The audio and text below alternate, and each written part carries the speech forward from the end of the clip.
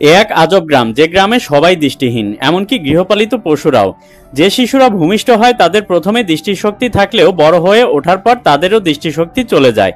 কিন্তু কেন ঘটে এমন ঘটনা? কি এমন অভিশাপ লুকিয়ে রয়েছে এই গ্রামে? আগে জেনে নেওয়া যাক এই গ্রামের ঠিকানা কোথায়। কোথায় গেলে এমন গ্রামটি খুঁজে পাওয়া যাবে? দেখলে আর 5টা গ্রামের মতোই লাগে এই গ্রাম। সাজানো গোছানো, রয়েছে ঘর, রয়েছে সবুজ গাছগাছালি, বেশ মনোরম পরিবেশ। তবু কেন এই প্রতিবন্ধকতা? এই অন্ধকার দুনিয়া বিরাজ করছে মেক্সিকোয়। মেক্সিকোর এই গ্রামের নাম টিলটেপেক। এই গ্রামের কথা জানার পর বহু বিজ্ঞানীও সচেষ্ট এই গ্রামের রোগমুক্তি ঘটাতে। কিন্তু কেন তারা দৃষ্টিহীন সেই রহস্যের সমাধান করতে পারছেন না? এখনও সেই অর্থে সমাধানের সূত্রই বের করতে পারেননি তারা।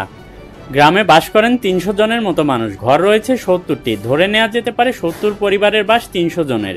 স্বাভাবিক পরিবেশ থাকলেও কেউ স্বাভাবিক জীবনে নেই।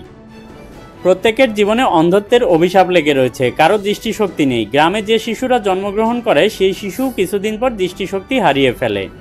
প্রথমে সে দৃষ্টিশক্তি নিয়ে জন্মালেও কিছুদিনের মধ্যে সেও হয়ে যায় দৃষ্টিহীন। এভাবেই চলছে বছরের পর বছর। সুন্দর পৃথিবীর মনোরম দৃশ্য তারা দেখতে পান না।